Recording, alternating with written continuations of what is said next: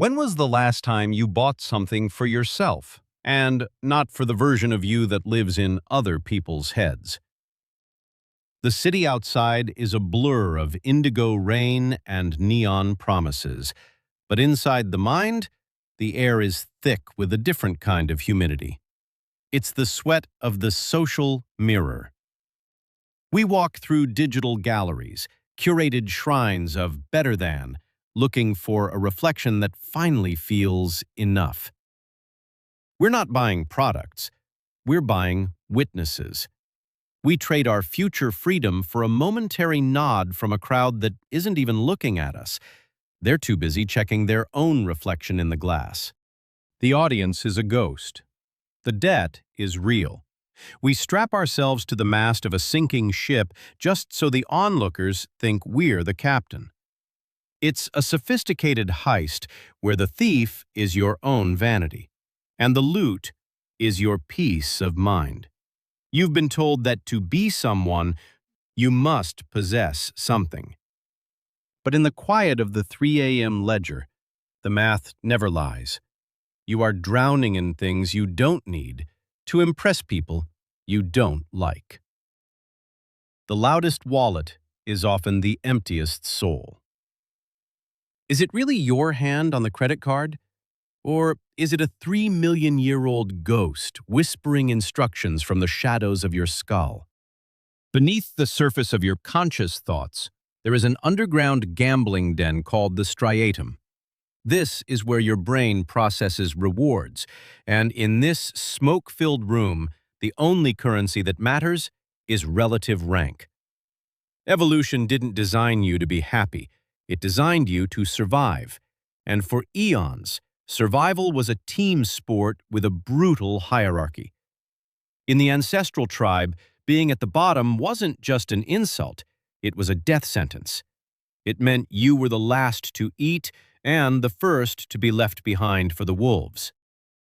Now, enter Dopamine, the crooked informant. He's the one leaning against the cold brick wall of your consciousness, flicking a lighter and making promises he has no intention of keeping. He tells you that the new thing, the sleek watch, the prestiged lease, the curated vacation is the key to safety. He whispers that if you can just signal enough status, the tribe will finally accept you. But dopamine is not the chemical of satisfaction. It is the chemical of anticipation. He's the thrill of the buy button, not the peace of the own. The brain is a status-seeking missile with a broken guidance system. In the modern world, the tribe has expanded to 8 billion people. The algorithm is the new tribal chief, and it demands a constant sacrifice of your capital to maintain your position in a digital hierarchy that doesn't actually exist. We are suffering from a biological mismatch. Your biology thinks you're competing for the best piece of the kill on the savannah, but you're actually just handing your life hours to a corporation in exchange for a temporary spike in serotonin, the status drug. When you see someone else's highlight reel, your striatum registers it as a loss of rank. It feels like a physical wound. It triggers a stress response that screams at you to catch up at any cost. You are paying a biological tax on a ghost of a threat. Then there is the prefrontal cortex, the tired detective in a city of neon impulses. He's the only one in the room with a calculator and a sense of time. He knows that the compound interest you're sacrificing today is the freedom you'll beg for tomorrow. But the detective is overworked. He's been pulling double shifts in a world designed to drain his willpower. Every time you scroll, every time you're targeted, the detective gets a little more exhausted, until finally he stops looking at the ledgers and lets the crooked informant take the wheel. We have technologized our insecurities. We have built an economic engine that runs on the fuel of not being enough. We buy things we don't need to prevent a social death that isn't happening. The mind's trap is believing that your worth is a variable tied to the observation of others, rather than a constant held within yourself. You are chasing a horizon line. The more you signal, the more the goalposts move. You cannot win a game that has no finish line. The neurobiology of status is a loop, a charcoal circle drawn over and over until the paper tears. It's a cycle of craving, signaling, and crashing. To break it, we don't need more money. We need a better filter. We need to stop the detective from drinking the neon Kool-Aid and give him back his authority. We must move the mirror from the outside world and place it inside the citadel. Wealth is the ability to ignore the crowd without flinching. Your brain is a legacy system running ancient software in a modern jungle. Don't let the ghost of a starving ancestor spend your future peace. If the world went dark tonight and no one could see your watch, your car, or the label on your coat, would those objects still hold their weight, or would they float away like ash in the wind? The Stoics proposed a radical architecture for the mind, the internal citadel. It is a fortress built not of stone, but of reason. In the noir landscape of our modern economy, this citadel is the only piece of real estate you truly own. Everything else, your reputation, your rank, your digital footprint, is merely leased from a fickle public that can evict you at any moment. We have spent our lives decorating the porch of a house we don't own, hoping the neighbors will notice the paint job, while the foundation of our actual home rots in the shadows. Status is a shadow. You cannot lean on a shadow. Marcus Aurelius didn't have a smartphone, but he had the same detective in his head that you do. He knew that the opinions of the tribe were like a gust of wind in a narrow alleyway, noisy, unpredictable, and ultimately hollow. To find stability, we must perform a psychological decoupling. This is the act of severing the wire between your self-worth and your net worth. In neuroscience, this is the deliberate strengthening of the medial prefrontal cortex, the part of the brain that handles self-referential thought, allowing it to operate independently of the social reward signals firing in the striatum. When you enter the citadel, you stop asking, "What will they think?" and start asking, "Does this serve my nature?" This is the Stoic anchor. While the rest of the world is tossed about by the waves of the mind's trap, the Stoic wallet stays heavy and still at the bottom of the sea. You begin to realize that luxury is often just a sophisticated cage. Every time you buy something to signal status, you add a bar to that cage. You become a slave to the maintenance of the image. But the citadel requires no maintenance from the outside. It is lit from within. True wealth is the ability to walk through a gallery of status symbols and feel absolutely nothing. This is the intellectual healing.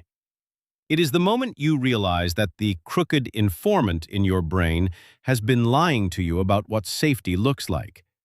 Safety isn't a higher rank in the tribe. Safety is the realization that you don't need the tribe's permission to be whole. You begin to see the market crash or the social snub not as a tragedy, but as a test of the citadel's walls. You trade the neon mirror for an amber compass.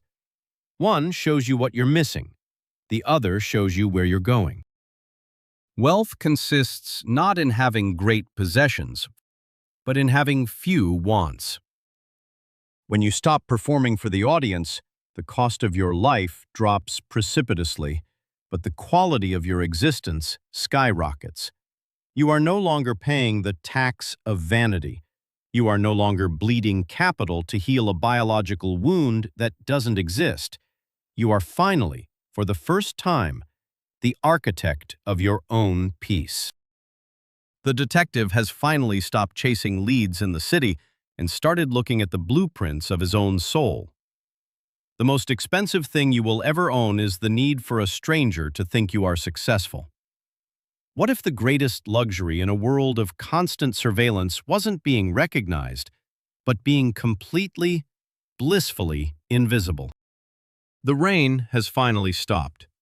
The neon signs that once screamed for your attention are flickering out, one by one, leaving only the soft, honest glow of a single street lamp. This is the parasympathetic shift. When you stop the frantic signaling of status, the nervous informant, known as the amygdala, finally stops dialing your number. The chemical storm of cortisol, that bitter, metallic stress that kept you on edge, begins to drain from your system, replaced by the steady, muted baseline of a mind at rest. In this quiet you open the ledger. For the first time, the numbers aren't weapons used to measure yourself against a neighbor. They are just ink on paper. They are stored freedom. Without an audience to impress, your expenses become a reflection of your soul rather than a performance for the street. You realize that anonymity is a superpower. It is the cloak that allows you to move through the marketplace without being captured by the gravity of the mind's trap. The quietest room in the city is the one where no one is performing. You have reclaimed your cognitive surplus. The energy you once spent curating a digital identity is now diverted to the things that actually sustain you: deep work, silent walks, and the company of those who see you without your labels. The detective in your prefrontal cortex has finally hung up his coat. He's no longer looking for a crime. He's just watching the rain hit the glass. You are no longer a consumer or a target. You are an architect. Financial peace isn't a number in a bank account. It is the absence of the need to prove your existence to anyone but yourself. He who is not impatient with his own insignificance has reached the highest peak of wisdom. The city is still there, but it no longer has a grip on you. You have settled your debt with the tribal ghost. You have fortified the Citadel. The ink is dry, the ledger is balanced, and for the first time in a long time, the air is easy to breathe. You are free. Your peace is the only dividend that truly matters. To begin your own architectural journey beyond the mind's trap, I invite you to subscribe and join the general report of the Order of the Stoic Wallet. Let us build our citadels together, one quiet ledger at a time.